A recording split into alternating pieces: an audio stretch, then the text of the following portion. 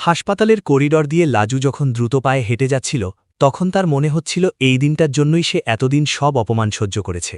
সাদা অ্যাপ্রনটা গায়ে জড়িয়ে লাজু যখন ওয়ার্ডে ঢুকে তখন সিনিয়র ডাক্তারেরা তাকে এক অদ্ভুত শ্রদ্ধার চোখে দেখে, কারণ গ্রামের সেই সাধারণ মেয়েটি আজ শহরের বড় হাসপাতালের নামকরা ইন্টার্ন।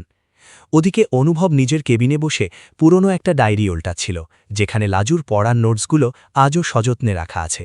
অনুভবের মনে হচ্ছিল তার জীবনের সবচেয়ে বড় সার্থকতা লাজুকে তার গন্তব্যে পৌঁছে দেওয়া।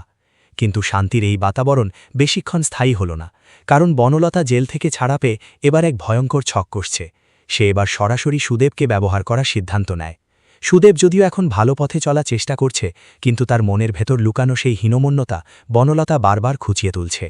একদিন সন্ধ্যায় সুদেব যখন বাজার থেকে ফিরছিল তখন বনলতা তার সামনে এসে দাঁড়ায় আর বলে, দেখলে তো সুদেব, লাজু এখন ডাক্তার হয়ে গেছে।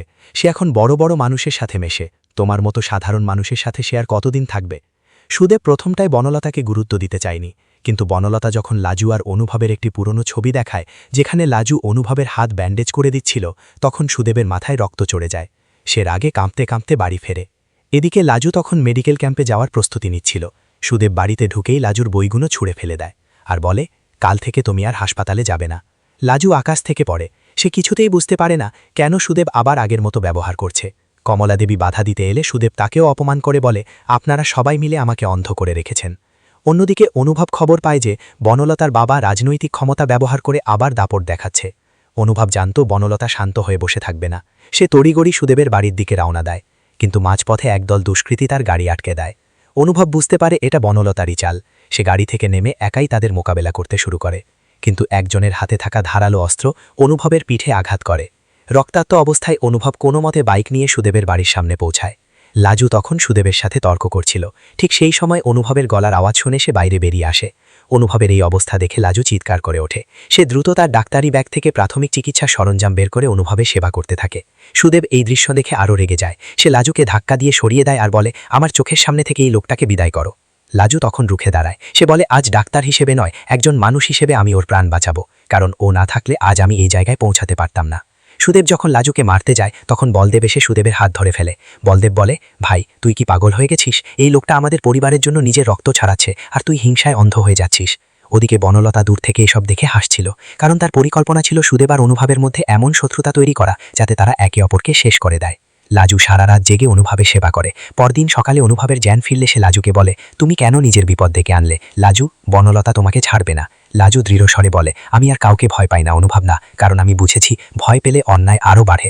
সুদেব নিজের ভুল বুঝতে পেরে অনুভবের কাছে ক্ষমা চাইতে আসে, কিন্তু অনুভব বলে, ক্ষমা আমাকে নয়, লাজুকে করুন, কারণ আপনি ওর বিশ্বাসের অমর্যাদা করেছেন।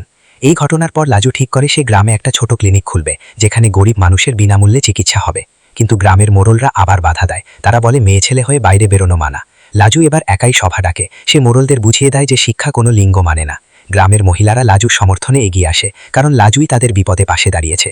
বনলতা যখন দেখল তার সব চাল ব্যর্থ হচ্ছে, তখন সে শেষবারের মতো একটা মরিয়া চেষ্টা করে। সে লাজুর ক্লিনিকে আগুন লাগিয়ে দেওয়ার পরিকল্পনা করে, কিন্তু অনুভব আর অনির্বাণ আগে থেকেই সতর্ক ছিল। পুলিশ বনলতাকে হাতে নাতে ধরে ফেলে।